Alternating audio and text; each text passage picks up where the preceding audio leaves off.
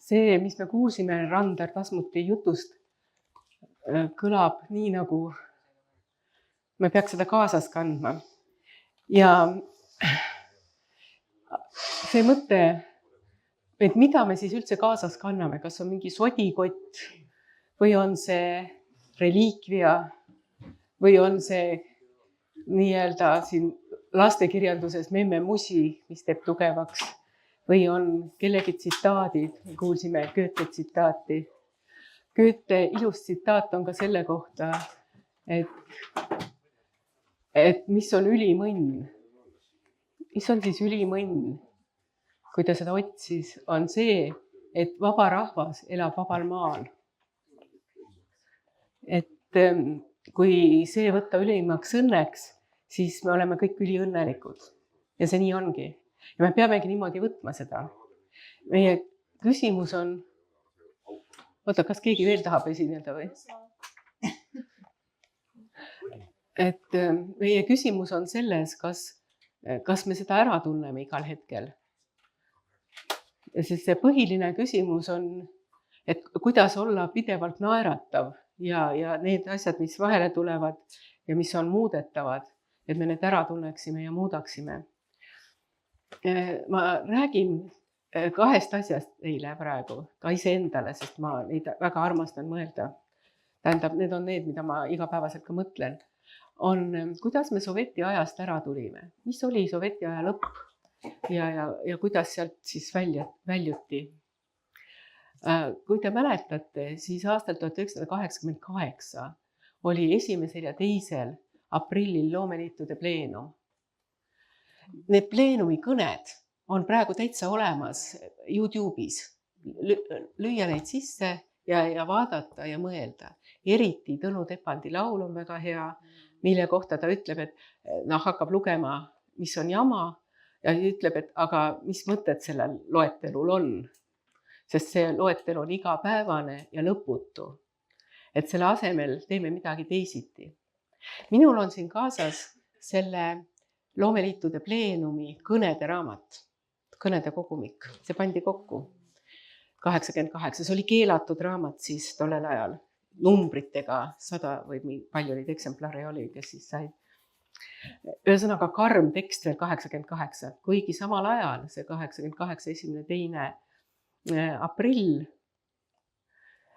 oli selline hetk, kus tegelikult selle 2 päevaga ühiskond täiesti muutus. Mindi ühele nii-öelda loomeliitude pleenumile ja välja tuli see, kuidas me taastame Eesti Vabariigi. Et see muutus käis selle 2 päeva sees. Eriti hirmus oli selle 1. päeva õhtu. Minugi abikaasa tuli koju ja ütles, et ma nimetasin, et kõige tähtsam on iseseisvus, ärme kardame seda sõna, et ei tea, kas nüüd tullakse õhtul järele või mis siis saab. Ühesõnaga, et hakati rääkima iseseisvast Eesti Vabariigist. Sest enne seda päeva esimene pool oli räägitud suveräänsusest ja kõigest sellistest nõrkadest sõnast, mille kohta on küsimus, kas Prantsusmaa ütleb enda kohta, oma riigi kohta, et me oleme suveräänne. Lihtsalt riigikorrale.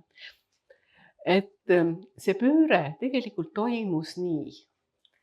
Taustaks oli see oli aprillis. Mina töötasin siis Eesti Raadio kirjandussaadetes, siis oli mu nimi Maarja Pärl. Ja tegin kirjandussaateid ja kuuldemänge. Ja tuli sinna Lennart Meri kohvikusse ja kutsus need inimesed, siis oli ka minu pereinimene, et lähme sõidame väikse Žiguliga linna peale, ma tahan ühte juttu rääkida, aga teades. Aga kui ma siin rääkima hakkan, siis igal pool on kohvikus ja täpselt nii, raadiomajas, telemajas, uues vanas. Et me ei saa siin seda rääkida. Ja tegelikult see oli jaanuari algus, nii et ta valmistas seda ette tegelikult 3 kuud. Kõik need kõned on ette valmistatud. Ja nagu täpselt teada, mida kõik, et kõik need Eesti Vabariigi eelsed, ütleme siis see inventuur, mis seisus siis riik ja rahvas on. Kõigepealt oli mõte, sõna, jõud. Ja, aga selleks mõtlemiseks, mis on väga tähtis, tegelikult koondusid kirjanikud, eriti arhitektid, väga võimsa sõnaga, kunstnikud, väga hea sõnaga. Ühesõnaga loomerahvas tuli kokku, võib öelda, pani seljad kokku ja 2 päevaks, aga ma loen siin selle esimese alguse, seda on siin tsiteeritud. Lugupeetud foorum räägib Mikk Mikiver, Teatriliidu juhatuse esimees, lavastaja.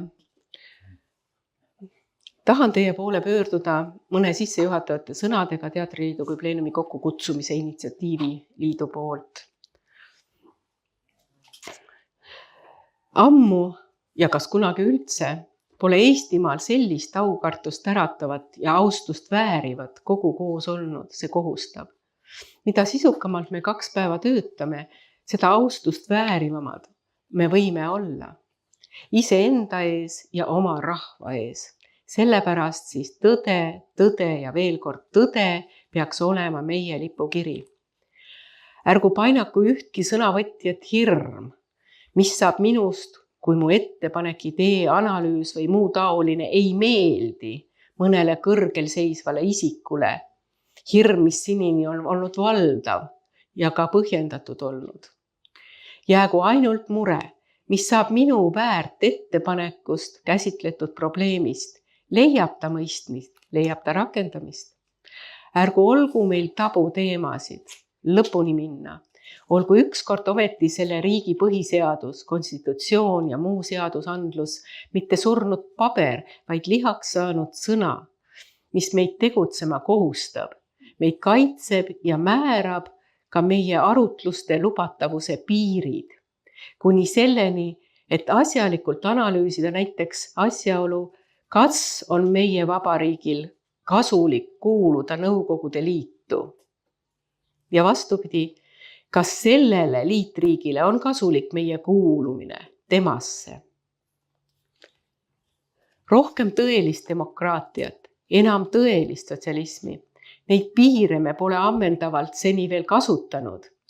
Hüsteeria, väiklus, ülbus, motiveerimata süüdistused ja muu taoline jääb iseenesest ära, kui meie 2 päeva mööduvad inimkeskselt.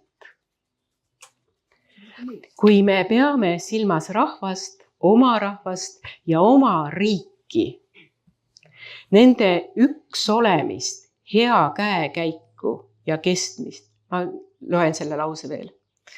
Oma rahvast, oma riiki ja nende üks olemist, hea käiku ja kestmist.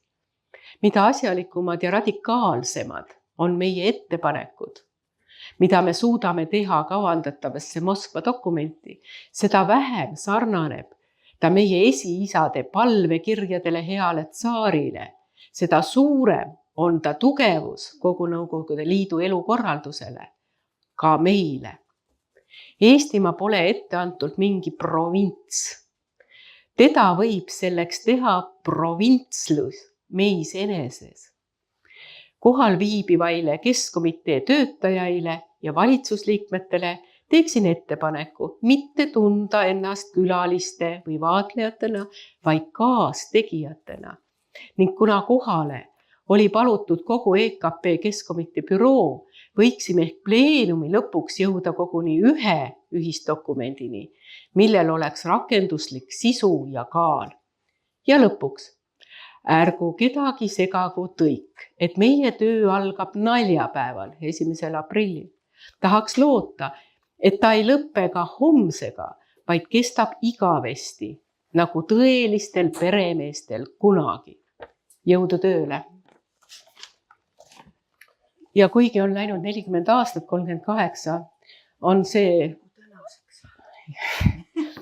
jah, täpselt selline värske, just nagu värske tuul uuesti, et kuidas saab olla, et on sellised klassikalised tekstid, mida me näeme ja ma arvan, et selle peaks ka internetti ja nendesse veebidesse üles panema igapäevaseks lipukirjaks, et mida me siis siit tekstist ja nendest teistest tekstidest õpime. Ja minul on ta väga läbi töötatud, ma ülikoolis 20 aastat olen seda väga õpetanud. Isegi mulle anti selle kirjastamise õigus, ma tegin omal kuludel 1000 eksemplari juurde ja jagasin üliõpilastele ja kasutasin seda õppetöös. kuna Eesti Raamatu kirjastus läks laiali ja sellel ei olnud autoriõigusi ja siis nad loovutasid selle minule, mis on ülimalt lahke ja ma kasutasin. Aga nüüd, mis ma räägin asjadest, mis siis praegusest ajahetkes minu arvates tuleks silmas pidada, on need samad küsimused. Et me ei kaotaks ära orientatsiooni, orientiiri.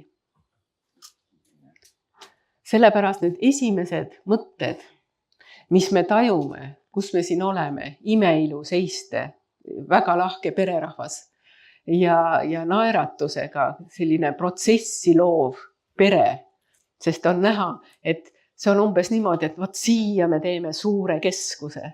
Me istume siin praegu ja ilmselt ka edaspidi on teil selline telk ja see on väga tähtis, et on selline koht, kus pererahvas ilma osalusmaksuta paneb lauad püsti ja inimesed, kes tahavad arutada ja mõelda, tulevad kokku. Nüüd teine küsimus on see, et kunagi, iga kord, kui siia kokku tulla ilmselt, on olukord erinev, see kontekst muutub.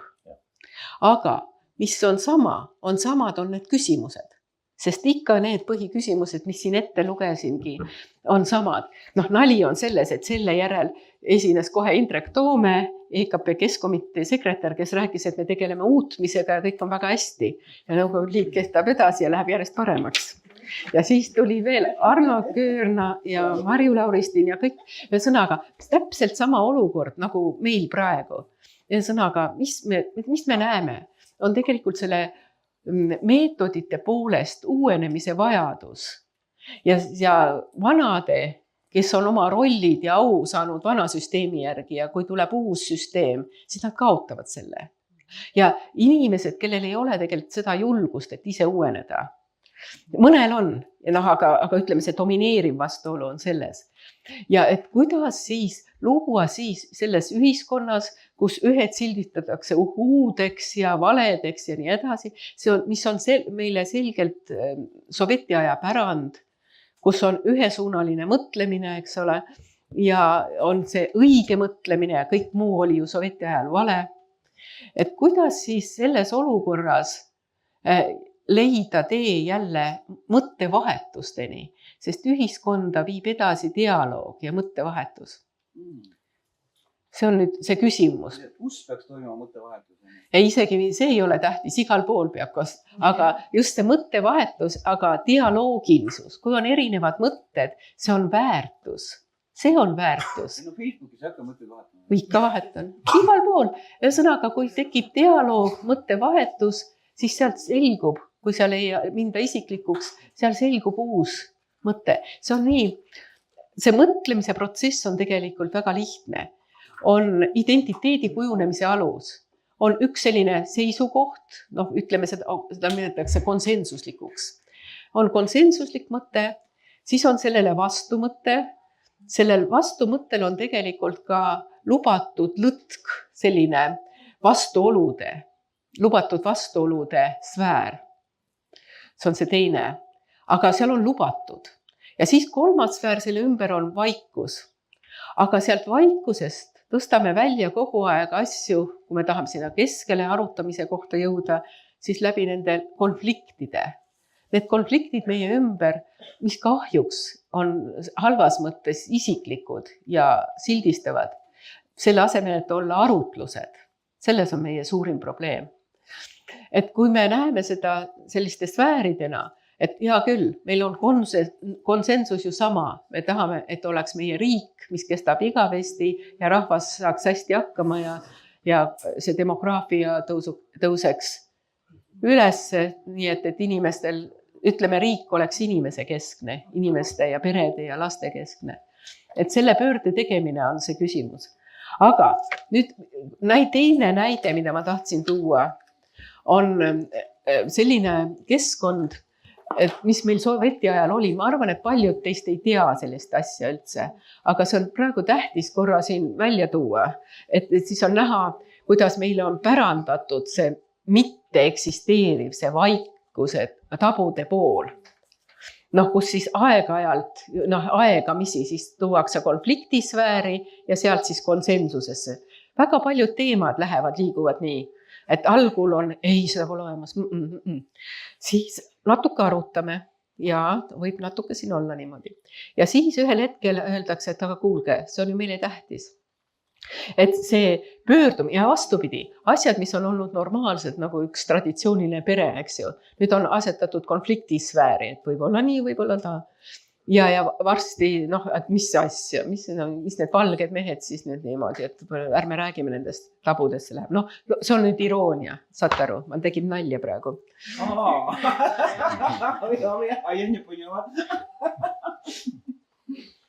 Ja. Ühesõnaga, see oli nali, aga ma utreerisin selleks, et näidata.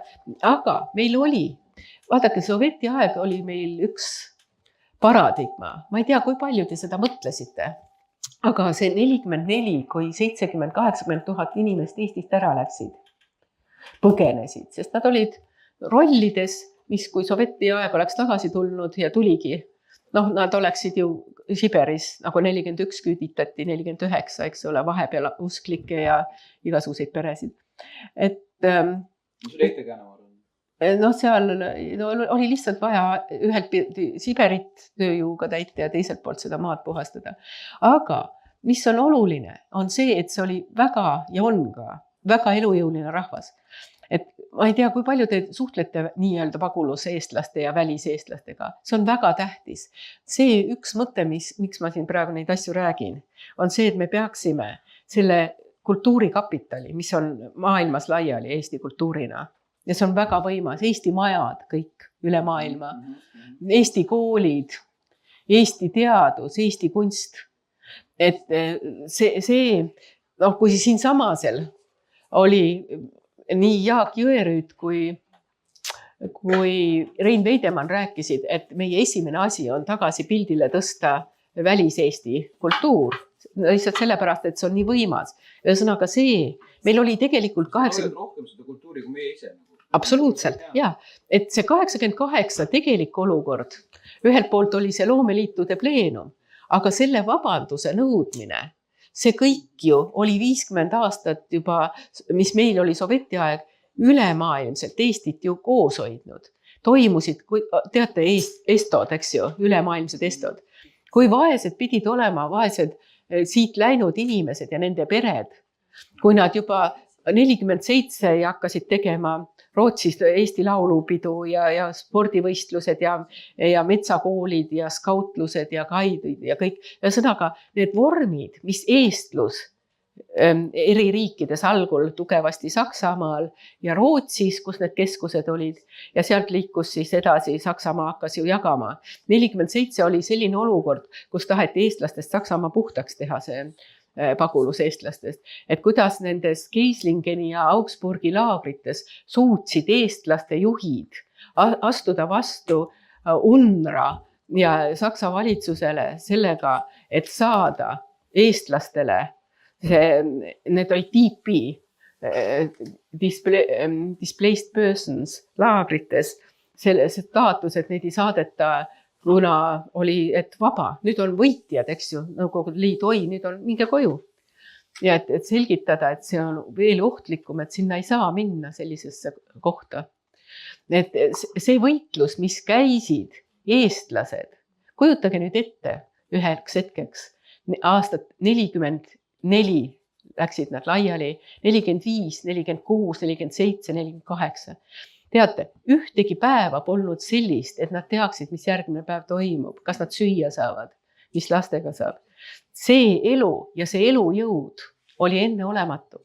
45 novembris asutati 2 ajalehte, Eesti Post ja Eesti Rada Saksamaal, Keislingenis ja Augsburgis, mis olid nii-öelda tiipilaagrilehed, aga juba paari numbri pärast olid nad professionaalsed suured ajalehed, värvitrükis Eesti Vabariigi sümbolitega. Ja see mõttelaad ja organiseerumine, mis toimus laagrites, kõrgkooli, mis nad lõid, Balti kooli, Eesti, Läti, Leedu koos, et see maha surutud rahvas, kellel polnud midagi ette nähtud, võttis korraga nendest piiskadest sellise kultuurijõu kokku, et ehitas nendest suurema ja võimsama kultuuri, kui Eesti NSV-s meie suutsime. Ja see, nagu see suure hetke punkt oli tegelikult üldlaulupidu aeg. Et siis oli ka välis-Eestis, pagulus-Eestis see tajumine 100 aastat laulupidu. 1969 ja Eesti NSV-s samamoodi läks korraga, inimesed tundsid, et see on murdehetk, et siin me oleme kõik koos ja rahvana ja see eneseteadvus läks väga suureks. Isegi tolleaegsed ajalehtede peatoimetajad on mulle öelnud, et me öösel kirjutasime neid tekste ümber ja värisesime ja et hommiku kella 5 oleks kõik juba tõrkitud ja niimoodi. Ühesõnaga, need murdehetked, aga miks ma skitseerisin nagu seda 2 liini, et see, kui 44-45 läks kõik see laiali, siis mõtleme suure austusega nende inimeste peale, kes siis seal sellistes oludes ellu jäädes, hakates kogunema iga aasta üle maailma, saates oma lapsi maailma laagritesse, eestlaste laagritesse üle maailma. Et kuidas nemad elasid. Ja et see on olnud reaalsus. Ma ütlen veelgi rohkem. Kujutage ette, et sellises olukorras hakkasid nad välja andma ajalehti ja need ajalehtede tiraažid olid tuhandid, 6000, 8000.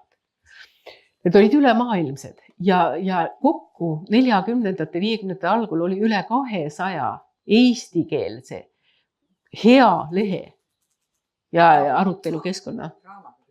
No, raamatud lisaks, aga ma räägin just sellepärast, et mis toimus see, et sa üldse kontakti suudad hoida. Sa lood selle kontakti, millest sa ei tagane.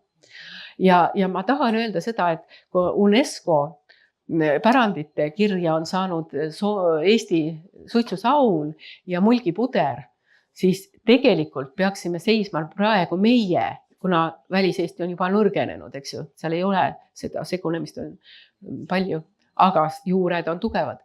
Et me peaksime katsuma, mitte katsuma, vaid tegemagi ära selle ÜRO-le, selle ettepaneku, et Eesti kultuur, Eesti kirjandus, Eesti ajakirjandus on UNESCO maailmapärandi inimkonna saavutuse üks märk. Kuidas üks väike rahvas, kellest 10 põgeneb, loob võimsama kultuuri ja elab edasi ja kannab seda nüüd juba 3-4 põlvkonda ja kõik jätkub. Et see on see, millest ei ole räägitud. Meie asi on praegu siin kultuurimaailmas ja igapäevaelus ja lastele eriti, siin lapsed ja lapselapsed, et on vaja hakata rääkima, ma ei ütle seda globaalsust eestlast, vaid see on nagu oleks ülevalt alla tulev, vaid tegelikult seda tuleb nimetada, ma arvan, üleilmseks eestluseks. Et see on see üleilmsus. Ja kui meil soveti ajal räägiti palju internatsionalismist ja rahvaste sõprusest, siis meie probleem on tegelikult, et miks me ei saa oma rahvaga sõbraks. et oleks aeg nagu oma enda rahvaga ülemaailmselt sõbraks saada. Ja päris tõsiselt ütlen ma seda, et tuleb ja et ei ole siia maale, mis siin on jutuks olnud siis, eks ole, Veidemannil ja Jõerüüdil ja veel ka teistel, ja ka lõpuotsused on väga võimsad, pöördumised peaprokuröri poole, sest tuli rehabiliteerida ka neid, kes olid Siberisse viidud ja küüditatud ja kõik nii edasi. Ja pöördumine ka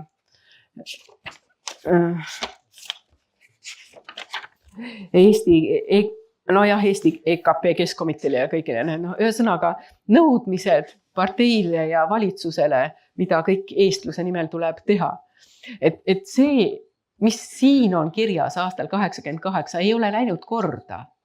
Miks on nii läinud? Miks need asjad, kui siin lugeda, on praegu sama olulised?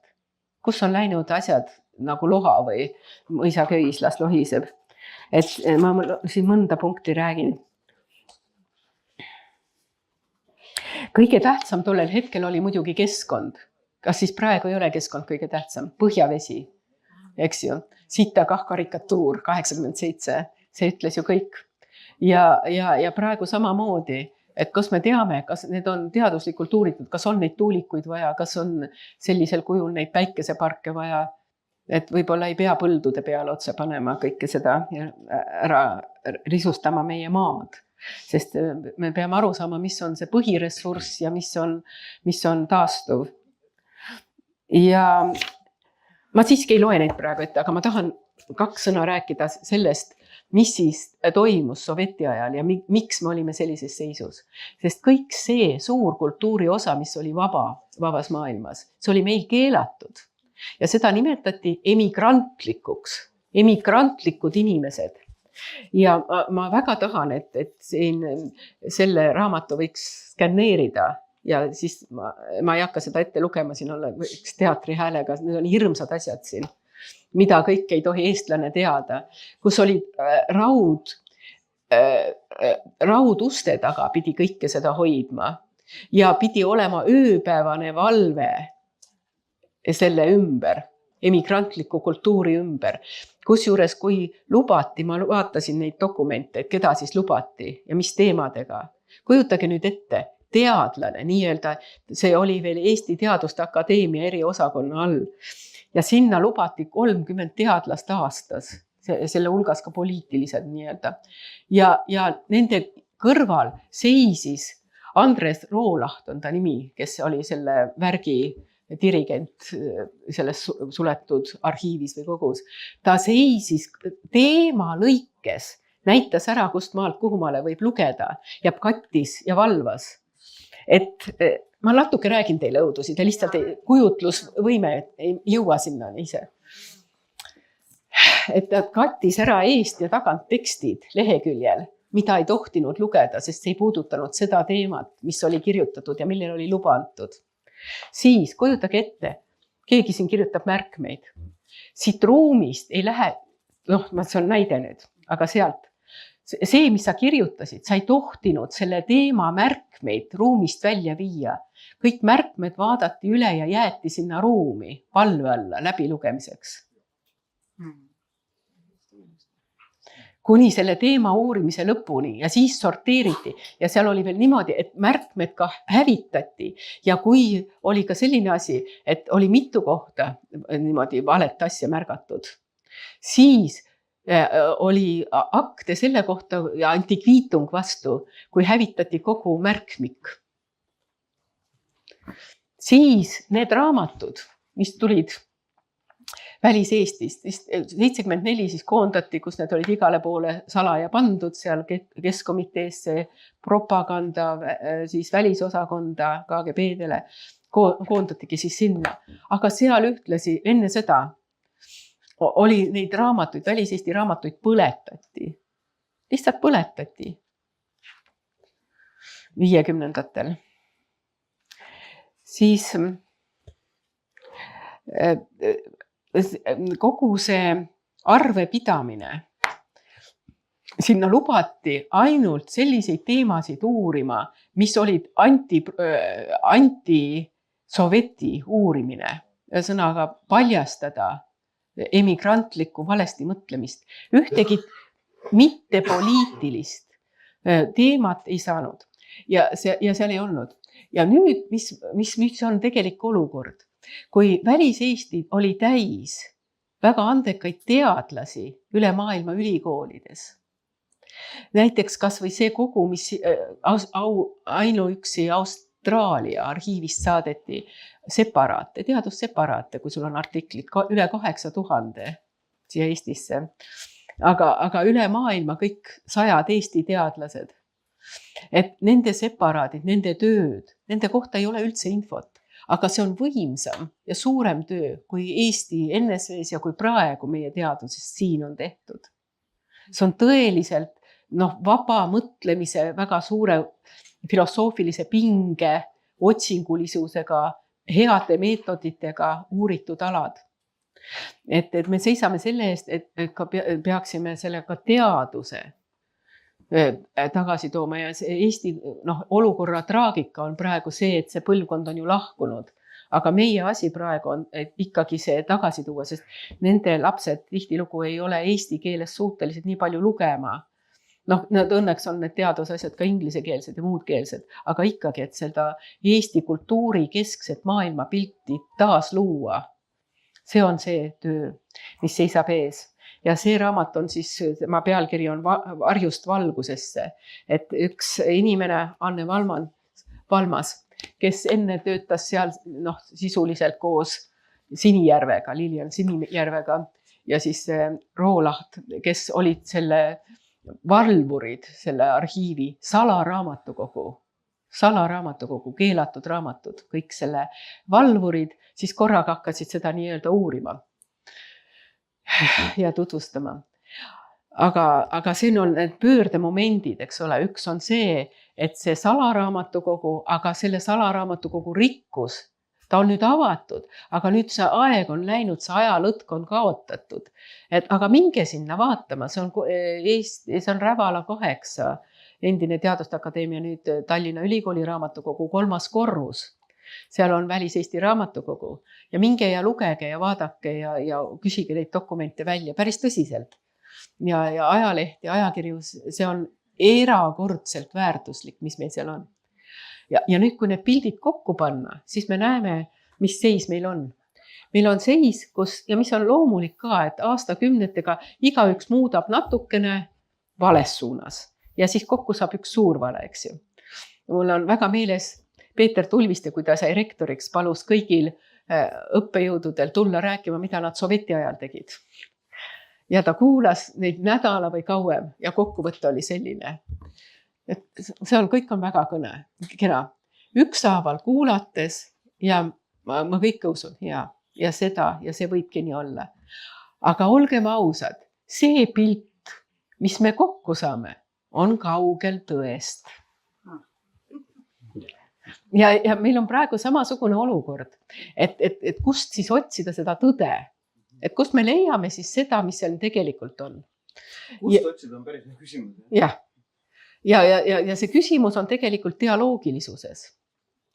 Ja ma arvan, et see kommunikatiivne, millest vist pärast räägime teises ringis, ma ei hakka seda rääkima praegu, aga selle kõige nagu algmõte on, et meil peab olema see jõud eestluse tervikpilt taastada. Ja siin, kui me kuulsime Randar Tasmuti mõtteid, siis need olid tegelikult sellest mõttest just kantud, sellest üleilmsest. Ka üleilmsest eestlusest, sest tegelikult Eesti kirik üleilmselt oli väga tugev, ta koondas. Koondas näiteks Torontos ehitati ka oma kirik ja nii edasi ja olid mitmed kogudused ja nii edasi. Et see kultuuri osas on Välis-Eestis olnud väga selline traditsiooniline osa ka see kiriklik või see vaimne ja hingeline rituaalsus, mis on toonud pühapäeviti inimesed kokku. Et seda ei tule vaadata ainult kui religioosne sündmus, vaid just kui kontakt, kui koos tegevust, koos loomet, üksteise nagu tähelepanemist. Ja viimane asi, mis ma tahan öelda, on, et võib-olla selle kõige pealt, mis me nüüd siis saame, see on nagu selline, et me korjame need materjalid kokku, on teine pool on hästi oluline omaenda looming. See kõik on baasiks sellele, et igaüks oma alal, eks ju, aga midagi tuleb ise edasi luua. Et mis on see, mida mina siia maailma ja Eesti kultuurile ja Eesti ühiskonnale annan? Ja kuidas ma oma lapsed kasvatan, mida nemad tegema hakkavad, kuidas nad tunnevad ennast siin maailmas hästi. Just see, kuidas minna naeratusega läbi raskuste ja mitte viriseda, kui mõelda 40. aastate eestlaste peale ja säilitada loomisvõime, luua oma näidendid, kirjandus, kultuur, muusika, kujutav kunst. Et see peaks olema siin Elujõu kongressi jätkul see sõnum, et me peame suutma luua oma ajas tundlikke, tõele põhinevaid, refleksiivseid loomingutöid.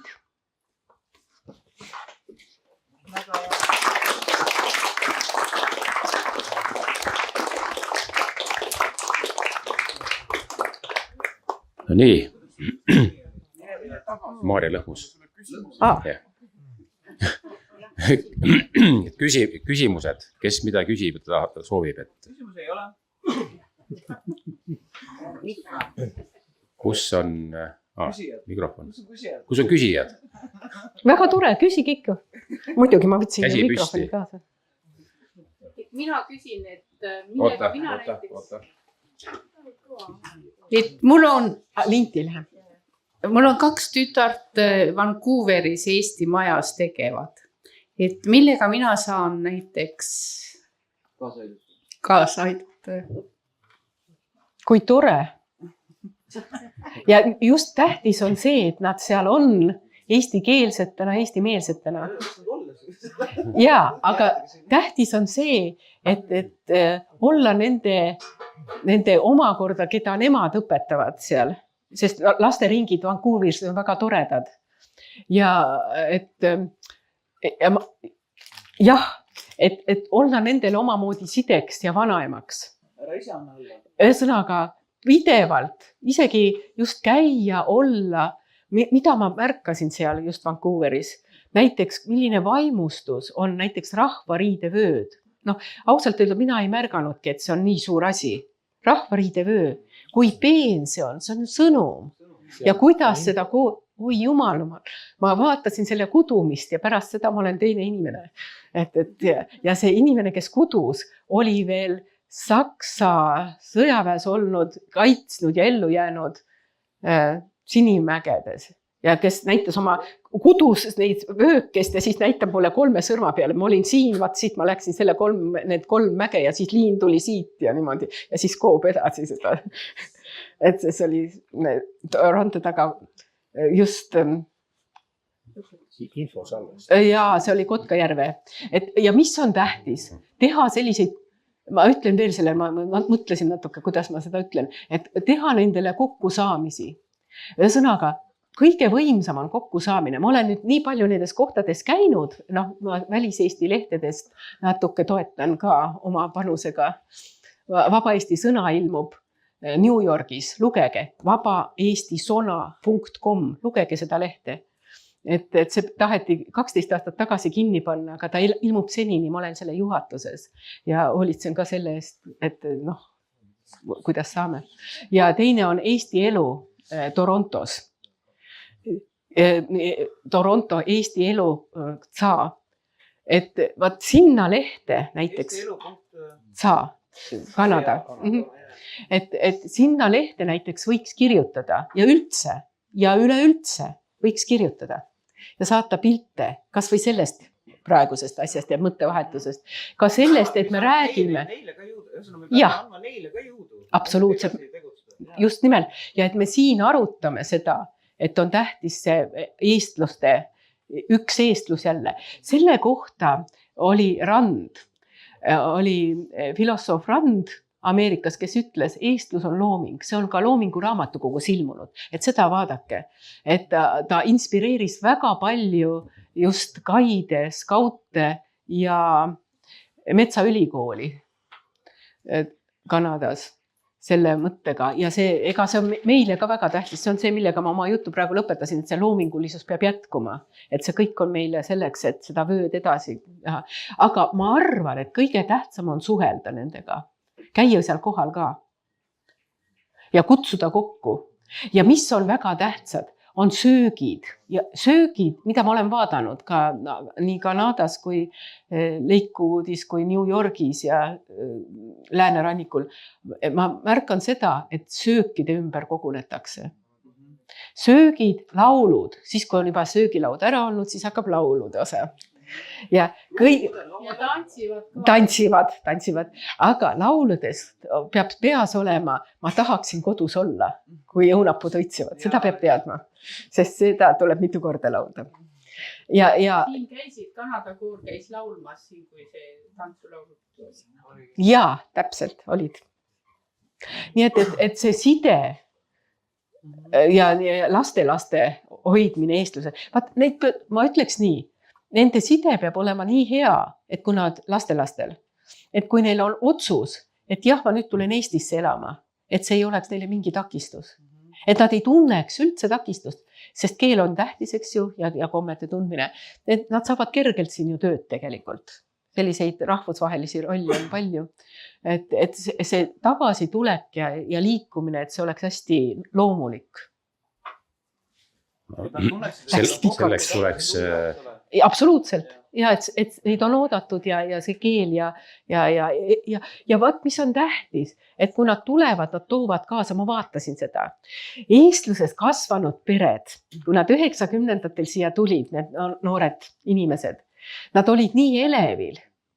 Ühesõnaga, meil ei olnud sellist õnne, mis tähendas, me ei tundnud ära seda õnne 94, 5, 6, mis tähendas suur asi, et on oma riik. Ja kui paljud noored, mulle väga meeldis nende säras ilmsus, kui nad tulid oma muinasjuttude maale. Ja seal samas Vancouveris mul oli see lugu, et Eerik, sa oled ju siin praegu. Eerik?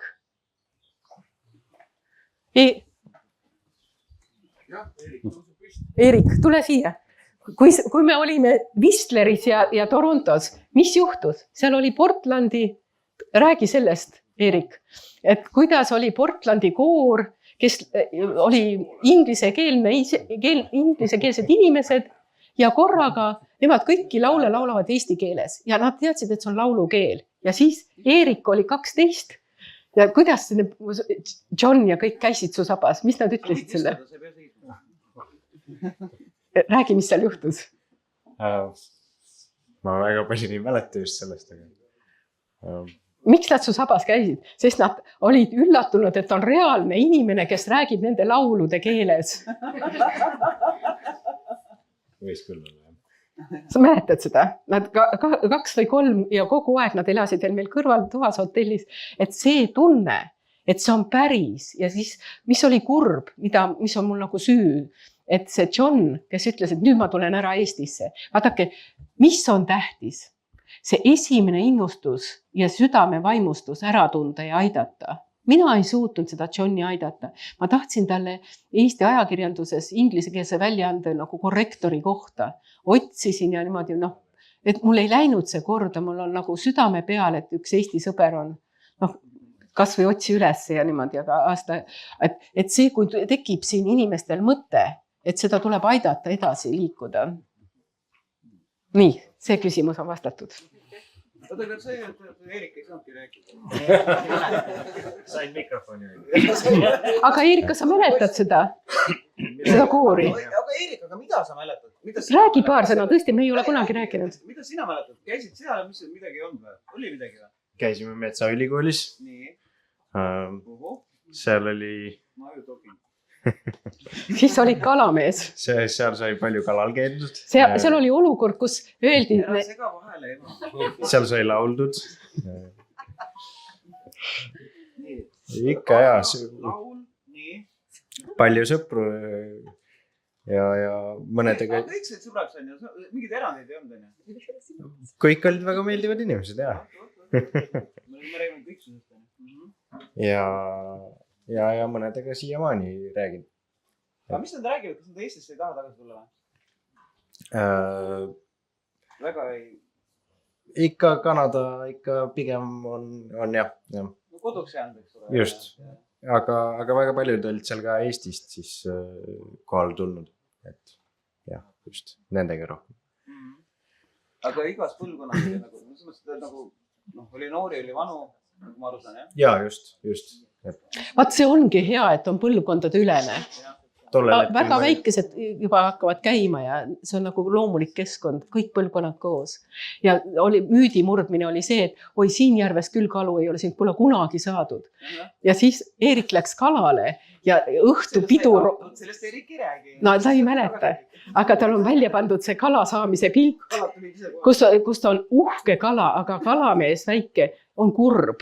Sest see on filosoofiline küsimus, eks see ei ole õnnelik, et ta siin lõpeb. Ja tehti uhked pidupraed teie püütud kaladest. Selle mõttes mainiski, et kala sai käidud. Aga esimene oli Metsaülikool. Mis sul sealt meelde jäi? Metsaülikool, ehk siis see ei ole nagu meie maa ülikool või sarnane? Ei. Ma väga vähe mäletan sellest. Raadios on ka sellise nime. Ma olin tollel hetkel ikka võrdlemisi väike, jah. Aga jah, just see, et Eesti kultuurile minu meelest seal pandi ikka kõvasti rõhku ja... Võeti arvesse? Just.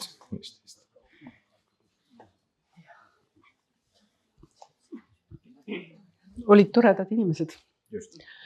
Kusjuures praegu ka augustis muide on uuesti Metsaülikool. Kui te loete sisse Kotkajärve Metsaülikool, ma väga soovitan, ütleme kui see aasta mitte, aga siis järgmine aasta, see on iga aasta ja nad kutsuvad.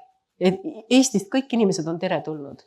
Et kui on olemas see väike nii-öelda reisiraha ja et siis lõpuks ei ole nii hull, see on läbi Toronto seal siis, et nad on väga õnnelikud ja eriti kui lapsed kaasa võtate. Et see, mina arvan ka, et see suhtlemine peaks olema nagu mõlemapoolne praegu. Ja mis on veel üks asi? Kui teil on jaksu, minge neile lausa happi, seal on ehatare. Ehatare on täitsa juba 60-sed lähevad. Eestlased ehitasid oma emadele, isadele vanaduseks oma suure maja, kus elavadki eestlased. Jah, aga see on, all on suur söögisaal, kus nad iga päeval saavad kokku Pansionaat, jah. Ja väga uhke ja väga ilus. Ja näiteks õudne oli see, kui seal olid teenindajad inglisekeelsed, et tegelikult võiks soovitada kas või oma lastel ja niimoodi käia seal keelt õppimas ja rääkimas nendega ja siin nüüd on hakanud meie koorid, kui käivad, siis käivad ühtlasi Ehatares esinemas ja samuti siis kuulevad, suhtlevad, et see jah, eri põlvkondadega ja just nimelt ise ka sinna kohale minna. Seda põlvkondade vahelist suhtlemist on tõesti tänapäeval natuke keeruline hoida. Miks? Väga hästi. Seal pole kunagi probleemi. Ei, ma ei võta välis, ma võtan praegu siin. Aga miks? Eriti... Ma ei räägi kodus praegu siin. Aga ma räägin ühte asja. Tähendab, kõige kergem on siis, kui selle... Ja. Et kui kõige kergem on just minna reisile. Ühesõnaga, minna, eestlust saab väga hästi õpetada siis, kui võtta laps kaasa ja minna. Samamoodi on Lakewoodis need lasteraagrid, augustis spordilaagrid võiks sinna minna, siis on skaudilaagrid. Ja just Ameerikas ja Kanadas on nad tugevad, et need saab üle vaadata, neid saab tutvustada. Et kui lapsed kaasa võtta ja sinna minna, siis tagasi tulles on teine inimene, sest ta korraga nagu, ma arvan, et loksub paika see mõtlemine, et mis ikka maailmas toimub ja kust mul on juured ja miks nemad siin on ja nemad saavad hakkama ja on nii võimsad. Et selline lugu. Aga see oli hea küsimus, jah. No nii, kas on veel küsimusi? Tervist minu poolt ja tere ka Uudistekeskuse vaatajatele ja kuulajatele. Ma olen Maarja käest seda tegelikult küsinud, aga küsin siin siis ka otse eetris. Milline tähtsus on Eesti alternatiivmeedial ja miks seda nii-öelda peavoolu poolt nagu ei tehtagi välja ja süvariigi poolt summutatakse maha?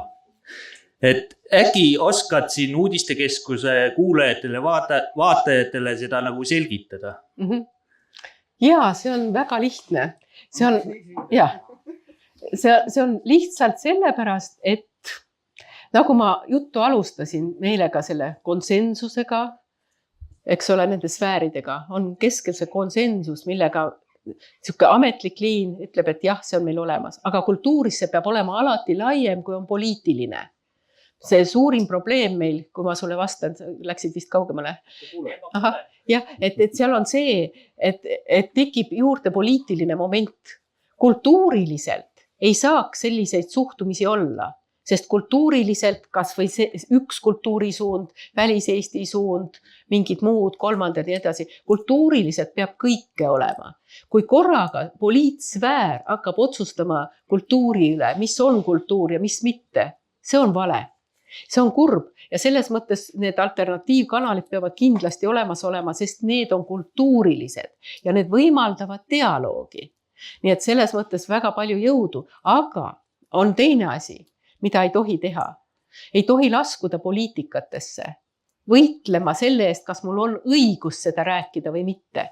See on poliitiline küsimus ja kultuuriliselt, Eesti kultuuris ei saa keegi võtta ära õigust kultuuris rääkida. Kui keegi poliitikutest, kellele ja poliitilised suunad on väga erinevad ja need võitlevad oma vahel. Teate, see põhiküsimus on see, et on tõesti see kokku lepitud mingi meile ka tunnetuslikult armas kultuuritasand.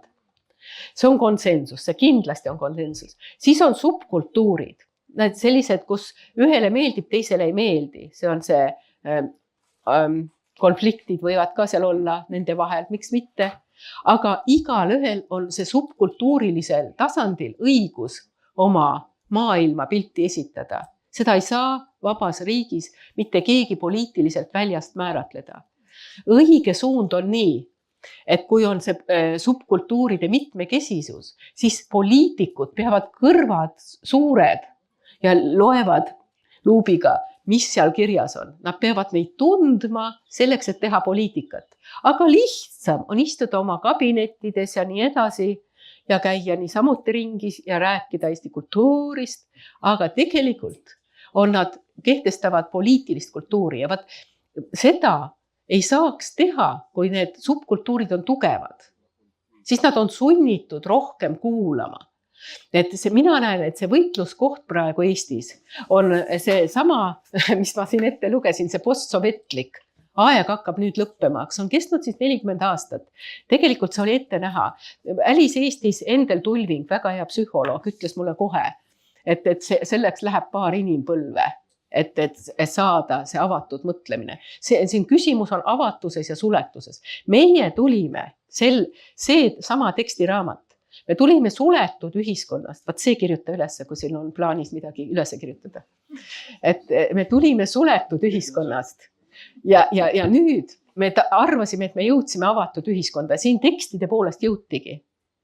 Aga tegelikkus on see, et meetodid jäid küllaltki poliitiliseks, need uued, kes tulid läbi kultuuri, nad politiseerusid väga kiiresti ära. Ma olen kirjutanud artikli politiseeritud Eesti on väike Eesti, väike ühiskond. Ja vaat me ei tohi seda ühiskonda politiseerida väiksemaks. Kultuuri ei tohi politiseerida väiksemaks, vastupidi. Kultuurile me peame kogu aeg hingust ja uusi mõtteid juurde andma. Nii et selles mõttes kõik need, mis sa küsisid, need alternatiivkanalid, need on kulda väärt. Need on äärmiselt olulised, aga seal on üks küsimus. Nad ei ole metoodilised piisavalt, et neid ei leia. Näiteks minagi, kui ma vaatan, ma satun nende peale väga juhuslikult. Ühesõnaga, et see, et kui sul on kava, kas mingi regulaarsus, ühesõnaga, see kultuurilises süsteemis peaksid nad paremini näha olema. Nii et inimesed, milles on asi? Kui nad ei ole näha, siis inimesed ei saa neid kätte ja see on probleem. Ja kui inimesed ei saa kätte, siis on poliitikutel kerge neid halvustada. Nii nagu see raamat on täis sellest, kuidas Ameerika ajal hirmus lugu. Ameerika hääl tegi imesid Eesti rahva vaimsel avamisel. Jah, aga ametlikul liinil ei olnud midagi hirmsamat. Tehti eriuuringuid, tehti erikomisjon Ameerika hääle ja Soome televisiooni vastu võitlemisel. Kõik see oli nii hirmus. Ja kas ei ole hämmastav, et see on sama asi, aga see teine pool on see, et ise peab olema korrastatud. Ei saa teha neid kaootiliselt, juhuslikult, vaid tuleb... Nojah, peab olema kanal. Ütleme siis, need kanalid peavad olema järjepideval ajal. Nii, veel küsimusi?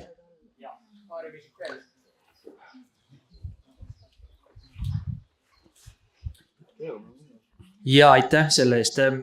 See on täiesti tuttav teema minu jaoks, sellepärast, et ma olen eesti.com jäänud siin 3 aastat ja meil tulevad püsivalt uudised kogu aeg. Mina teen saateid, vahepeal ma panin niimoodi iga nädal. Ja muidugi me teeme seda kõike tasuta, sest meid ei rahasta mitte keegi, me oleme annetuste peal. Aga Euroopa Liit rahastaks muide hästi. See ongi probleem. Euroopa Liit muide austab tegelikult väga selliseid kultuurilisi uuesti mõtlemisi, rethinking. See on väga suurte rahastustega võimalus, tuleb üles otsida. Sest et see, et Eestis seda ei ole, aga need rahastused tuleb saada otse. No just, see võib olla ka, kindlasti ongi meie üks puudujääk, et me ei ole otsinud neid rahastusi niimoodi. Et me oleme tuginenud rohkem nii-öelda rahva oma toetusele, et rahvas nagu telliks meid ja niimoodi me jääme püsima ja ellu. Aga nüüd on need toetused ka nii kokku kuivanud, et sisuliselt me teeme tegelikult seda kõike tasutama töö kõrvalt. aga mis on teine väga negatiivne, on see, et see nii-öelda, nimetame seda süvariigiks, meid nii-öelda sotsiaalmeedias igal pool lämmatatakse. Et need shadowbannid ja igasugused, et me ei jõua nii-öelda selle uudise feed'i. Näiteks praegu ma ju jagasin seda, tegin pildi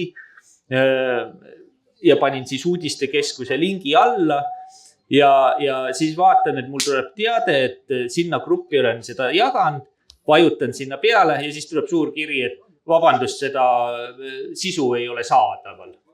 Et nii on, et meid blokeeritakse igal pool, et aga kes blokeerib, kust see tuleb, kas see tuleb? Facebooki iseenda siseselt. Ei, see peab olema keegi, kes kaevab. See on see sama, see valglik kontroll, et keldrist patsiga poiss.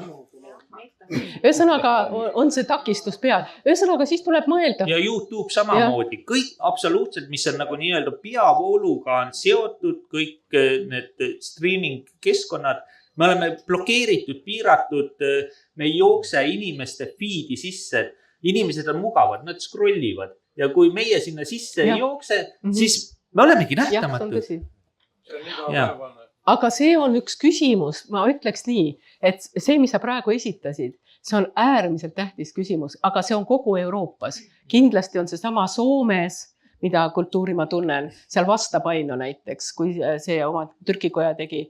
Ühesõnaga see vastusurve nende käest, kellel on rollid, mida ma teile algul rääkisin, et kui on rollid käes, siis see muutmise tahe on nii väike ja kui kaua siis üks ühiskond kannatab mitte muutuda kuni, vaata seal on see, kas on evolutsiooniline areng või siis ongi nii palju juba hullusi, et tuleb teha see revolutsiooniline muutus, eks ju. Kui on mõistlik ühiskond ja siin oli küsimus, läbi dialoogi seda arendada. Dialoogiga saab evolutsioonilist teha, sest et mina ütlen, et nende kanalite suurim väärtus on dialoogilisus. Ja ma arvan ka, seda peab hakkama uurima, ma luban seda, et ma uurin Euroopa tasandil, sest et see ei ole teie ainukene küsimus, et siin tuleb seljad kokku panna teiste riikide. Näiteks, mis väliseestlased ütlesid, et kui neid hakati kiusama ja KGB kiusas kohutavalt, siis kui hakati Torontos kiusama, siis ta näiteks Margus Hess rääkis mulle, kes oli musta lindi päeva korraldaja, Black Ribbon Day, mis on võimas, sai lõpuks ülemaailmseks ühenduseks. Et ütles, et kui hakati kiusama, siis ma helistasin kohe lätlastele, leedulastele. Neid kiusati ka. Ühesõnaga, kui kiusamine algab, siis see on metoodiline. Ja et see ei ole, mis ongi. Ja nad olid nii targad, et nad momentselt hakkasid üheskoos, panid seljad kokku, hakkasid seda ületama, seda kiusamist. Sest et tegelikult, vaadake, see on ju saavutus, sest et kui palju Vexat ja kõike rahastati ja kodumaa ja mis kõik välja anti, et see kõik ei tähendanud midagi. Isegi Eesti rahvas teises maailmasõjas, ajalooraamat paksu, Rootsis antud köited hulgaliselt, sellele tehti ju jätk Vexa ja KGB poolt, see sama Andres Roolaht tegi. Ja isegi väljanägemine, suurus, kõik sama, ainult vastupidiste juttudega, eks ju. Kujutage ette. Ühesõnaga see tahe pöörata teist ja võitlus informatsiooni ja desinformatsiooni vahel, eks ju. Et kui vaadata poliitilist liini, siis on see.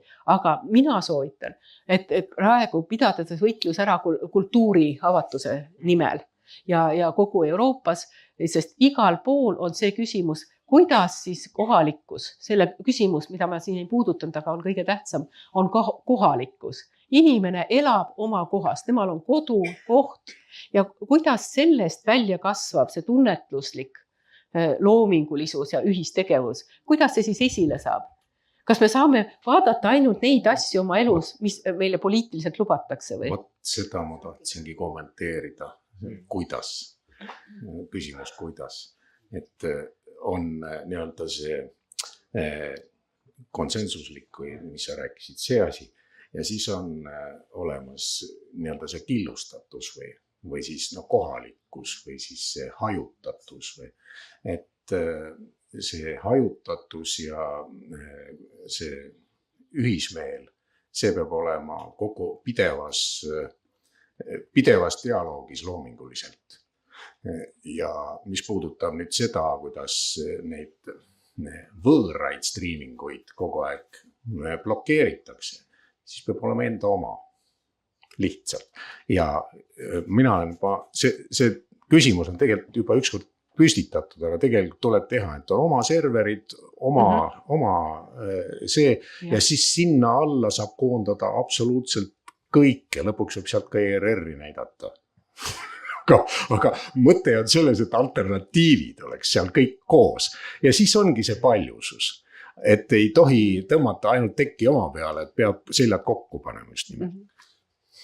Näiteks ega Torontos on sama olukord, seal on väga hea kanal, lugege seda, on Estonian World Review. Estonian World Review. Vaado Sarapuu tegi selle 10 või niimoodi aastat tagasi. Aga samamoodi seal oma eliit ütleb, mis asja, seal oli Eesti maja ümber võitlused, eks ju, et kuidas see siis ära müüdi ja mis rahade eest ja kellele ja nii edasi. Aga mis tema tegi? Teised serverid on hoopiski Ameerikas. Ei saa kinni panna, kuigi on ka sisse murtud ja püütud teha ja kõik nii edasi. Võttis see sama, kes seal Miami's elab ja kogu aeg kirjutab. Ütle mulle see vana härra. Jah, Toomepuu. Jah.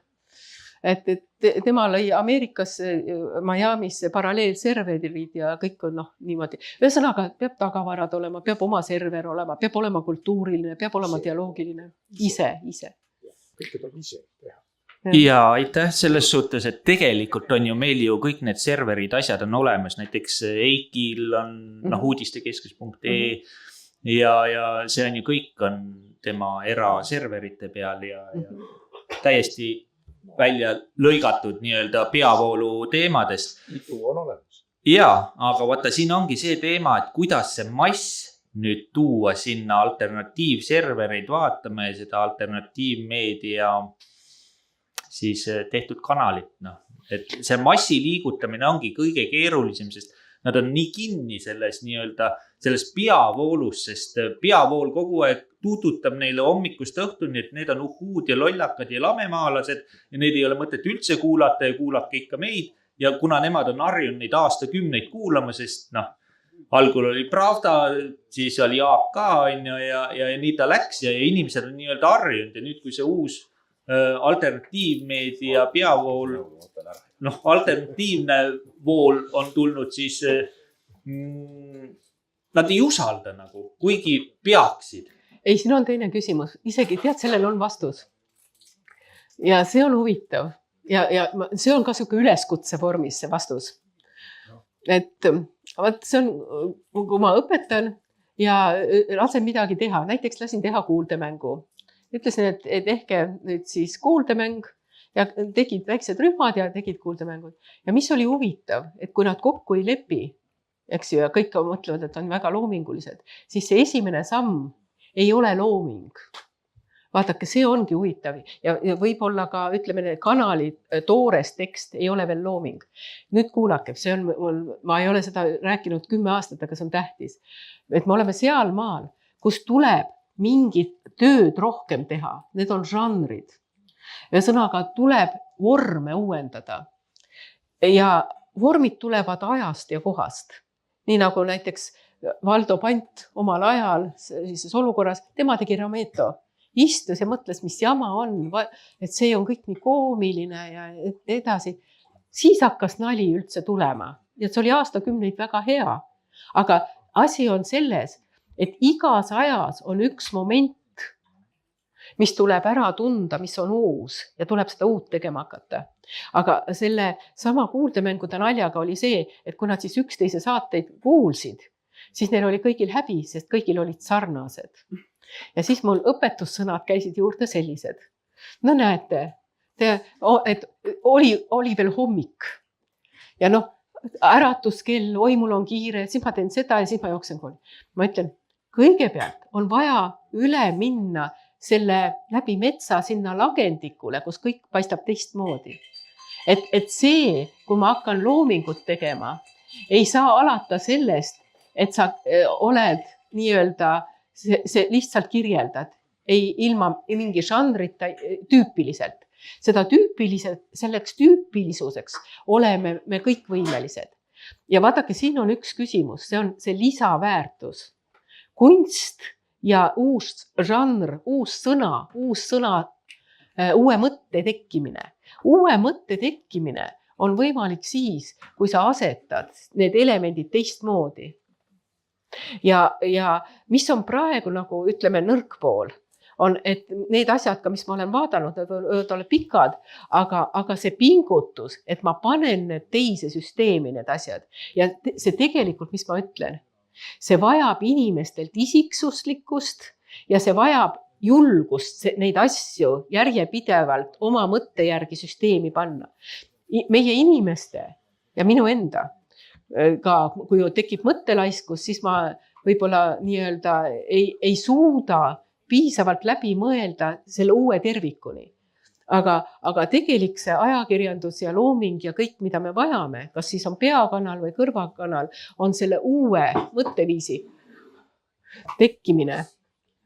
Ja selles suhtes ma täiesti nõustun, see on meie aruteludes läbi ka käinud ja nii-öelda ka minul on küsitud, et okei, võtame siin eesti.com, võtame Objektiivi, võtame Kertu Luisu, võtame Nõmme raadio.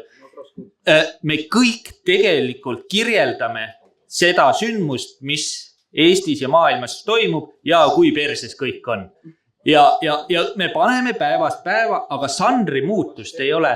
Ja vaata, siin ongi see, et tuleks nagu mingi satiir vahele panna ja muidugi siin Utsu ja Tutsu show, see on midagi uutmoodi, mis Kivisildnik ja nemad teevad, aga tegelikult nad teevad tegelikult samat asja ainult läbi niisuguse musta huumori prisma. Aga tegelikult nad teevad ikkagi samat asja, nad kirjeldavad, kui perses kõik on. Ja siis, et siin tegelikult peaks lülitama ka nii-öelda poliitilise fooni välja ja tegema lihtsalt huumorit, naerma üksteise üle ja see nagu nii-öelda, see teeb selle teema nagu pehmemaks ja informatsioon jõuab inimestele palju paremini, sest ta läheb liiga puiseks, ta läheb liiga raskeks ja kõik need erinevad kanalid taavad ühte asja. Aga ma saan aru, see on oluline, sest meil on ka vastaspool ja me peamegi vastu seisma. Aga nüüd ongi see, et kuidas sool on lisatud, kuidas nüüd ka pipart panna, et selles ongi see asi. Aga see on väga hea mõte, mis sa praegu ütlesid, et see mittepoliitilisus on suur kunst rääkida poliitikast, mitte poliitika. See sama, mida ütles Baskin, et mul ei ole kõhklusi, aga mul on üksikud kahtlused. Et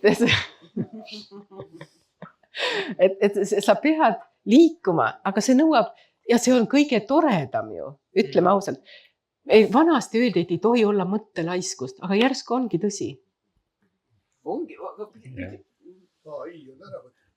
Mul tekkis jälle kiht kommentaarida, et selleks, et me ühesõnaga järelikult on midagi valesti läinud, kui väga paljud tunnetavad, et on perses.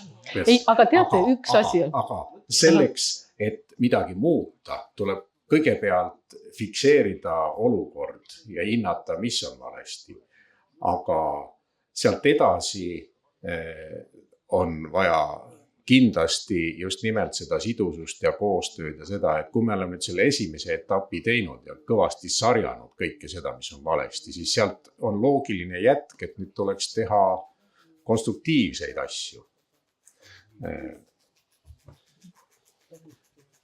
Jaa, täiesti nõustun. No see ongi arengu loomulik etapp. Sa lähedki järgmisesse etappi, sa ei saagi jääda kogu aeg nagu kiruma. Et sa pead ka lõpuks, et selles kirumisel, et miks ma kirun, et see ongi ju loogiline. Ja kas peab üldse kiruma, et see ongi jälle žanri küsimus. Et tegelikult vaadake, sõna on tohutu jõuga. Miks peab kasutama nii palju negatiivset sõna? Tegelikult see on omamoodi manifestne. Näiteks raadiost kuulata, kui sul ei ole muud, hea küll telekas veel kannatad, sest pilt hajutab, aga kui sul on ainult hääl ühe meele peale, et tegelikult selle sõna tundlikkus on ikkagi, peab olema palju suurem, et seda kasutada. Mis on kummaline? et jõuline sõna on tegelikult nii-öelda jõusõnad ja kirumine on tegelikult nõrk. Et tugev on just see õrn ja loovsõna. ma üldse lätisin mikrofoni sisse ka, on kuulda. Rääkisin just ühe naisterahvaga seal ja me jõudsime sellise konsensusele, et odav õppejõud võrdub odav tööjõud. Eesti turg on nii väike, et me ei suudagi nagu neid tugevaid õppejõudusid endale lubada hetkel. On ju nii? Ei tea, meil on väga hästi. Tähendab, näiteks minu õpilased, kui on kriitilised ained olnud, siis kui näiteks läks Firenze ülikooli edasi, siis tuli pärast ütlema, et aga ma olin seal kõige tugevam, et küsiti, et mis alusel neid õpetatakse. Küsimus ei ole nii. Ja see on ka see, et hea ja halb asi, ma tean, et Einar vist tahtis ka tõesti, et hea ja halb asi, vaadake, nüüd ma ütlen julma tõe, on see, et see võtab ühe palju aega ja ühe palju raha. Selles ei ole ajas ja ressurssides ei ole küsimus. Küsimus on mõtlemises.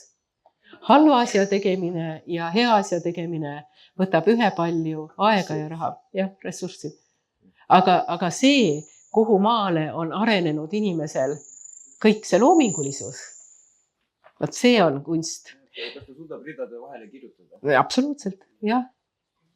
Einar vist küsis. Okei, et ma küsiksin siis ära, et vaata, millest ei ole rääkinud, on praegu see, et kuhu situatsiooni me tegelikult eriteenistustega jõudnud oleme. Et on see, et nendel otsingumootoritele pannakse ka filtrid vahele. Et me ei otsi enam, kui te toksite näitena kas või minu vanu artikleid, eks ole, ma ei leia ise ka neid enam ülesse. Ja kui mul ei ole seda linki, eks ole, mida saata, siis otsingumootorid ei otsi enam välja. Ainus, mis me saaksime teha, mis võiks olla meie roll siin, et need lingid kaduma ei läheks. Tehke enda lingi, kuidas öelda, albumid ja ka nendest samadest otsing, ütleme, et me ju läheb siin asi linti, eks ole, et neid samu jutuajamisi, mis meil on siin, salvestada ka enda arvutisse selles suhtes, et 10 aasta pärast neid ei pruugi enam olemas olla. Ja mis nad teevad, on selline asi, et niinimetatud otsingumootorid töötavad descriptionite alusel. Ehk sul tehakse helifail, mitte helifaili, vaid helifailis tehakse tekstifail. Ja otsingumootorid töötavad nende järgi. Aga mis me oleme uurinud, on selline asi, et ja millega ka jälile saada, et need descriptionid rikutakse YouTube'is ja nii edasi ära. Et vaata, kuidas sellest asjast nüüd välja saada, et see on väga oluline asi, et nähtavasti lätlastel, leedukatel ja nii edasi on täpselt sama probleemid, mis meil siin. Et kuidas me saaksime näitena ka välis-Eestit võib-olla, et rakendada selle sama asja peale, et leida need grupid ülesse, kes Lätis, Leedus nii edasi teeksid täpselt sama asja või Poolas või Tšehhis või Ungaris, eks ole, Soomes, Rootsis, nii edasi. Aga me ei leia neid, kuna need descriptionid on pekki keeratud, siis me ei leia neid asju ülesse. Et on sul hea nipp ka, et kuidas sellest august nagu välja tulla. Ja teine on see, et see rollijaotus just meil, et mis meie saame siin teha, meie rolliks ongi see olla, et need kuidas öelda, selle edasi jaotajad ja salvestajad ja edasi. Okei, täpselt. Aga tänud. Jah. Mina ütleks nii, et peab ikkagi, mida õpetasid väliseestli ajakirjanikud mulle, et see kõik peab olema nii paljudes kohtades, erinevates kohtades salvestatud ja ikkagi suur süsteemsus oma kultuuris. Ühtpidi on Eesti kultuuri päästnud see eesti keel just nimelt maailmas, sellepärast, et ta on ka hoidnud seda kriitilist mõtteviisi. Näiteks seesama, et me ülikoolis olid õpetasin kriitilisi sotsiaalühiskonna teooriaid. Kõik olid kriitilised analüüsid terve sajandi kohta. Saksa kolleeg ütles mulle, issand, mida te õpetate. Meie riigis selline kontsentratsioon kriitilist mõtlemist on keelatud. Et meie saame, kui sa sihukest kursust tahad, et see hajutatakse 3-4 kursuse peale ära, et algul ikka pikalt sellised normatiivsed teooriad ja siis lõpus natuke kriitilised. Mitte see, et sa alustad ja lõpetad kriitiliste teooriate ajalugu. Mis meie ülikoolis on olnud ja mis on suur väärtus. Aga üks on see kriitilisus ja teine on süsteemsus. Et mina ei tunne neid descriptionite tegemise loogikaid, aga ma olen kindel, et kusagil peab olema, ja võib-olla sa ise oskad vastata, sa küsisid ainult selleks, et ise vastata, sest sina ju tead paremini, kuidas teha sellist kogu, kus inimene läheb ja saab kätte teemad ja need kirjeldused. Kuidas teda teha, sest seda on vaja. Vaata, las ta vastab. Ma oleks võinud ära kommenteerida. Sa oskad? Et tegelikult võiksin, me Heikiga arutasime ka seda siin, et kuidas sellest asjast välja tulla. Et erinevate teiste pealkirjade all, aga kindlasti see on väga oluline roll ka kogukonnal, eks ole. Et teie oletegi meie kommunikaatorid. Kommunikaatorite, kuidas öelda, siis osakond. Nii et kui teie meie süsteemi appi tulete, siis me võime ilusaid asju teha siin selle asjaga. Et ma rohkem nagu ei oskaks nagu ideed panna, et me peaksimegi need rollid paika panema, et kui meie hakkame siin sisu looma, eks ole, kas või teadlastega siin, et siis teie rolliks oleks see ümber kanda ja enda sõpradele informeerida ja nii edasi. Ja kui loota, et teil on veel mõni sõber, eks ole, siis kui temal on veel 10 sõpra või 100 sõpra või nii edasi, siis see saab olema sisuliselt sõltumatu informatsiooni allikas juba. Et me peame need rollid paika panema, et kui te võtate siin selle rolli, eks ole, et jah, me oleme need kommunikaatorid, siis tuld. Kas te võtate selle rolli endale? Kuidas on? Võtame selle rolli endale või? Noh, vot. Siin on tehniline küsimus, mina kui leiutaja nagu mul. Kõigepealt on veel kõvemini. No nii, ühesõnaga, tema on seal teises nurgas, siis see mikrofon peab jooksma üle ruumi teise nurka ja siis tagasi, osad on siin, osad seal. Ühesõnaga, praegu on sõnumi levitamise probleem tehniliselt lollikindlalt lahendamata. Siin on vaja 2 kompetentsi, isegi 3. Sina esindad 2 nendest selles mõttes, et keeleline ja meedialine. Aga sinna juurde nüüd peab lisama 3, mis on itindus. Et ma saan aru, et need descriptioni või keele kaudu nopitakse võrgust välja, mis ei ole kosher.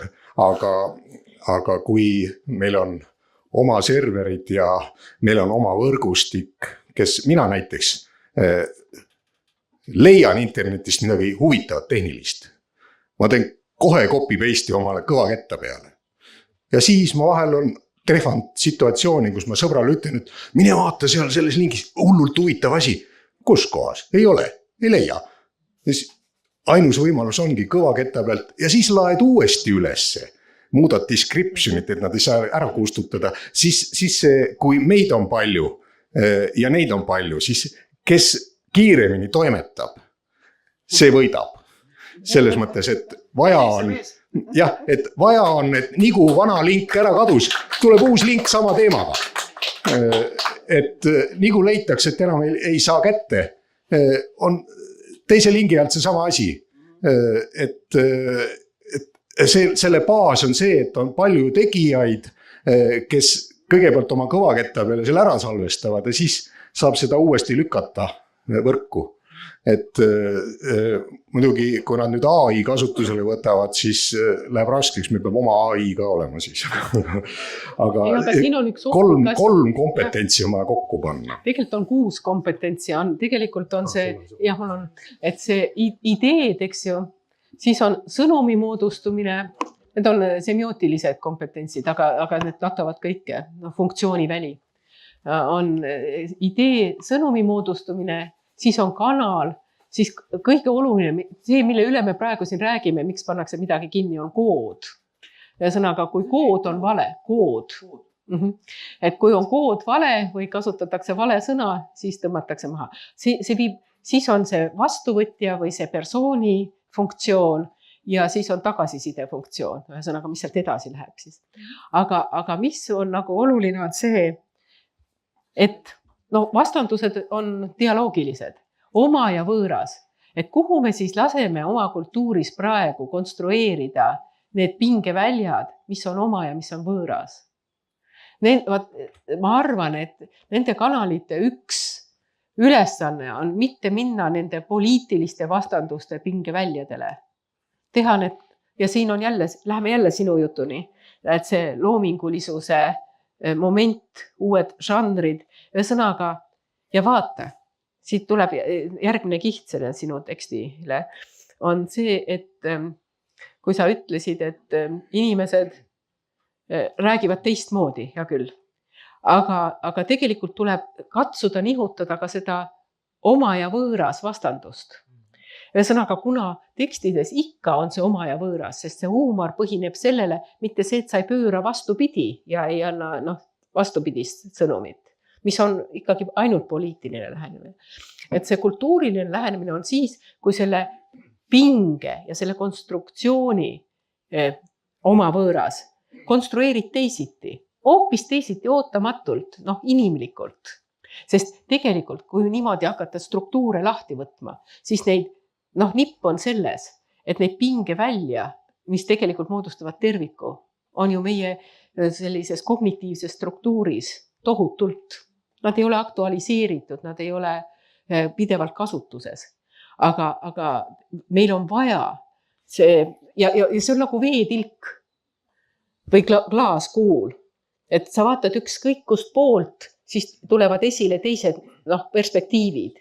Jah, aga asi jääb ju samaks ja küsimuse saab esitada ja kõik need küsimused saab selle sees ära esitada. Et küsimus on, kuidas sa selle vaatamise teed ja see vaatamine oma võõras ja konflikti koht, pingeväli, et see ei tohiks olla poliitiline ja ei peaks vastama sellele poliitilise samastusele. Tuleb ajada oma kultuurilist asja ja kui tekitada uusi neid küsimusi, selleni ma jõudsingi, et see on omakorda selliste küsimuste tekitamine. Jaa, täiesti nõustun. Vaata, siit tulebki täpselt välja, miks me oleme rahvana ka lõhestunud. Meil on jäänud nagu see nii-öelda konservatiivne leer ja siis on see nii-öelda liberaalne leer. Ja kui nüüd vaadata seda, siis see samune liberaalne leer, meie omad eestlased tegelikult ju blokeerivad samusi eestlasi, aga neile lihtsalt see narratiiv ei sobi. Ehk siis need samused itimehed on samamoodi meie omad eestlased, meie omade seast, kes panevad meile sadopänne ja igasuguseid jamasid. Et vaata, siin ongi see, et kuidas leida see tervik, et tuua see vastasleer uuesti tagasi meie omade sekka, et kaob ära see vastandumine. Et see on nagu, see ongi see põhiküsimus, sest vastasel juhul me jäämegi vastanduma, vastasel juhul meil ongi see vastaspool, see vaenlane, kas oleme meie nende vaenlased või nemad meie vaenlased ja kogu aeg käibki see nii-öelda sita loopimine ja üksteisele jala taha panemine, aga me tegelikult ju ajame ühte asja, me ajame ühe maa ja rahva asja. Ja siin ongi see teema, et kuidas seda rahvast kokku tuua. Tegelikult on teemade küsimus. Ma ise olen teinud sotsioloogilisi uuringuid, kultuuriuuringuid. Kui te tahate lugeda, siis inimesed kultuuriväljal on see pealkiri. See on peenelt analüüsitud kõik tabelid, mis on eestlasi huvitavad, missugustes spektrites, mis on ühisteemad, mis on muusikahuvid, missugused tüübid kujunevad. ma räägin selle ära, sest tegelikult on vastus siin. Et on ühisteemad. Meil ei olegi vaja vastandust, see vastanduste teema on 3 liiki asjad, on ühisteemad, absoluutselt ühisteemad, siis on üldteemade jagunemised, spetsialiseeritud teemad ja siis on nišiteemad. Selleks, et selle nišiteemad, jah. Et selleks, et sellele vastata, on see, et me neid asju peame rääkima üldteemadel. Mis on üldteemad?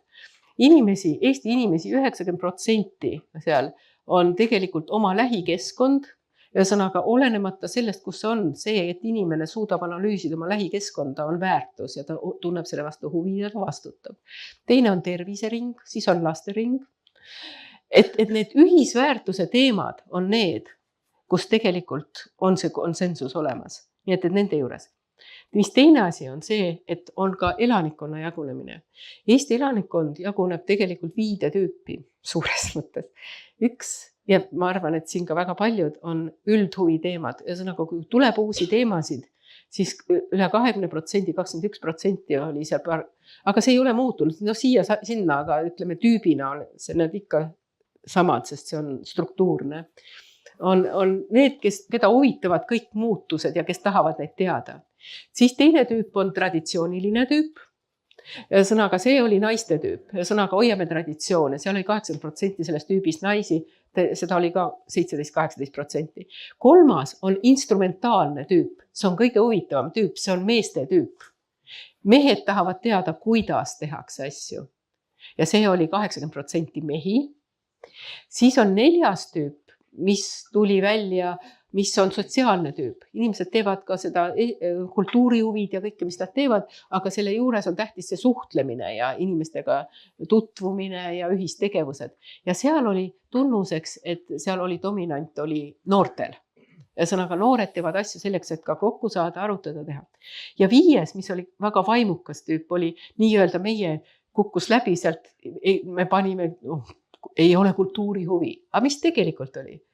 See mitte kultuurihuvi oli tegelikult see, et väga tugev oli käeline tegevus, väga tugev oli aia, ise ehitamine, muusikast akordioni mäng oli seal ja nii edasi. Ühesõnaga, need enam-vähem need 5 tüüpi, nagu on inimtüüpidena eestluskonnast, saab ära jagada. Ma tahtsingi kommenteerida sinu juttu. Maarja juba tegelikult tõi selle ühe korra välja, aga ma siis püüan üldistatult selle sama veel kokku võtta. On see, et kuidas toimub, ma ei tea, inimeste riikide vahelised läbirääkimised. Minnakse seni üldisemaks, kuni leitakse ühine punkt. Ja sealt hakatakse siis tagasi peeneks minema, et kus saati me saame koos rääkida. Ja siin need teemade kaupa on teemasid, mis on tõesti nii inimlikult üldiselt. Kui ma ei tea, palju on selliseid inimesi, kes ütleb, et lapsed on väga vastikud arvad inimesed. Enamus inimesi arvastab lapsi. Väga hea üldine teema, eks ole. Aga just see, et skeem on nii-öelda, see valem on see, et lähed natuke üldisemaks ja siis timmid sealt seda õiget kohta, kus saati saab. Tehnika inimesena mul valemid huvitav. Jaa, siin natuke Maarja juttu kommenteerib. Tegelikult, et sa tõid välja selle naiste rolli, et minu meelest on see muutunud. Kui me vaatame nüüd, mis meil Riigikogus ja valitsuses toimub, siis alates Kaja Kallasest, kuidas on nagu muutusi toodud ja mitte heas mõttes meie maale ja rahvale, et siin kohal on ta muutunud. Aga jaa, sinuga, Kalev, ma nõustun täiesti 100%. Et vaata, minul on selline idee, et kui ma rääkisin Tallinna Ülikooli filosoofidega, just lõpetanud inimesed, kas me ei ole, ja minul jäi selline tunne, et kas me ei ole seal Hegeli dialektilises maailmas siiski veel kinni. Ja meile pole siiamaani veel alternatiivi üldse pakutudki. Ehk see sama asi, millest sa rääkisid. Mis see Hegeli dialektiline lähenemine on? See on see, et teid surutakse elama teesantidees maailmadesse. see tähendab, et nagu sa käid välja teesi nii automatiseeritud kujul, eks ole, seal kultuurinormi tasandilt sinu aju ja ütleme, et üldine kultuurinorm ütleme, et reageerib sellele antiteesi kaudu. Aga mis jääb kõrvale? Kõrvale jääb selline asi nagu süntees. Sünteesi tasandit ei kipu üldse tekkimagi. See näitab seda sama kultuuri mandumist ja ütleme, et siis kinni jooksmist sellesse jaga ja valitse printsiibi tasandisse. Ei, no kuule, aga ma segan selles mõttes vahele, et tuua see teine tasand. See ongi see politiseeritud kultuur. Ja täpselt nii, et ja kui ma küsisin nende filosoofide käest, eks ole, seal noored tädid olnud, eks ole, et ma küsisin, et kas te tridialektilise tasandiga ka olete kursis, eks ole, kas te tridialektikat ka on õpetatud, et dialektikat teil on õpetatud, kas tridialektiline kolmemõõtmelist maailma on ka õpetatud? Ütles, et esimest korda kuuleme. No ma küsisin siis, et kas multilektikani on jõutud üldse. Ehk see on nagu 5, 6, 10 mõõtmeline maailm. Ja metalektikast nad pole üldse kuulnud. Ma ei tea, kuidas teie ülikoolis on, aga mina näen seda tõsise probleemina. Sest ütleme, et kui me vaatame religiooni filosoofiat ja siis peamine ongi see, et lõigatakse ära see metalektiline tasand, jaotatakse see ära, tõmmatakse kogu ühiskond sellesse Hegeli dialektilisse lähenemisse, eks ole, vastandumine pidev, eks ole. Ja see lülitatakse välja tegelikult see metalektiline tasand, et kuidas sinna nagu jõuda. Et ma kujutan ette, et see võiks olla see võtaks kohe need hirmud, värgid maha, eks ole, et kuidas tõsta ühiskond nagu sellesse kultuurimudelisse. Läbi tekstide. Ja tegelikult on selleks kirjandus, mis on väga huvitav. Ilukirjandus näiteks, sinu kirjaamat Üüriel. Ja ka vana ilukirjandus, et seal tegelikult on see kvantfüüsiline idee ju väga tugev. Need on süsteemid, mis loovad ise oma süsteemi, mõttesüsteemi, eksistentsisüsteemi. Ja kui ma ütlesin, et meie igaühe asi on tegeleda selle loominguga oma valdkonnas, sest tegelikult loominguga tegelemise inimese tunnetuse põhiselt ületab kõik need asjad. Seda probleemi, mis sa esitasid, ei ole tegelikult. Kui on inimesed tugevad ja nad kasvatatakse, siiski ma kasutan sõna, kasvatatakse loomingulisusesse. Näiteks, mis meie uuringus tuli välja, mis on erakordselt hea, et ma selleni jõudsin siiani, nii pikalt pidin rääkima, et öelda põhiline. Et seal on selline asi, et inimesed kasvavad kultuuri niimoodi, et kõik, mida nad elu jooksul teevad lapsepõlves, see kumuleerub. Ühesõnaga kasvatuse efekt ja kunstini jõudmine on kumuleeruv. Et kui me uurisime ka raamatu lugemisi ja fotograafiat ja maalimist ja kõike näiteringe, siis saime aru, ja siis analüüsisime neid inimesi. Aga see oli väga suur ankeet, mis kõik seal taustal olid ja mis tuli välja. Need inimesed, kes olid kasvanud just multikultuurilises, selles mõttes kunsti mõttes, mitte et palju kultuure, vaid harrastuslikus mõttes. Kõike olid nad proovinud, nad olid näidelnud, teinud pilte, käinud looduses, eriti lugenud raamatut, eriti kui oli kodus vaimne sfäär. Isegi mõjutas inimese elukäiku, elukaart see, kui palju oli kodus raamatuid, lapsepõlve kodus. Ja sõnaga, see keskkonna kaasavõtmine ja inimese tegevused, et need ei kao kuhugi, et need on need kihid, mis kumuleeruvad. Ja ka vaimseid probleeme polnud nendel inimestel sellisel viisil. Ja sõnaga, kogu see kasvatusprotsess, see binaarsed opositsioonid, need kaovad momentselt ära, kui inimene tegeleb reaalselt tunnetusega.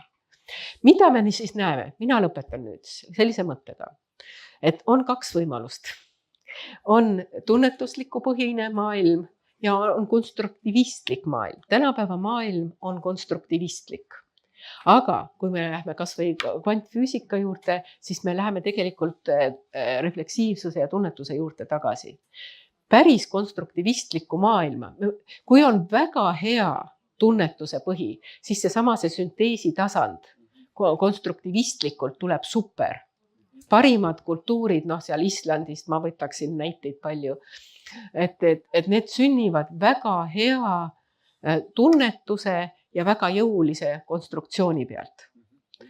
Jah, aga teiselt poolt, kui me võtame, et me nüüd konstrueerime ühe mudeli, konstruktivistlik maailm, meile öeldakse, milline on ideoloogia, millesse me peame mahtuma, mis on õige, mis on vale. Ja me hakkame märkama endas ise, see oli õige, oi, mis ma nüüd mõtlesin, seda ma ei mõtle, ei, ma ei tahi niimoodi mõelda. Ühesõnaga hakkame oma tunnetust, vaadake, mis on probleem. Ja mis on koolilaste hulluste ja lõikumiste, ma lugesin hirmsaid arve, kuidas see on kasvanud. On see, kui noorel inimesel ei lasta tema refleksiivset tunnetuslikku põhja välja kujuneda ja sellest väljenduda. See sama kultuuriline teekond, kus peab siis see kumuleerumine kasvama. Aga kuidas sa kumuleerud, kui sul on ideoloogiad peal ja sinu refleksiivsust ei austata ja tõmmatakse maha? See on see põhiküsimus. Ühesõnaga, ma ütleksin siis lõpulauseks niimoodi, kui meil on hea refleksiivsus ja tunnetus, mis on kultuuris austatud ja respekteeritud ja otsitud ja kõrgelt väärtustatud ja siis on kõik, mis sellel põhineb, ka konstruktivistlikult väga hea. Aitäh!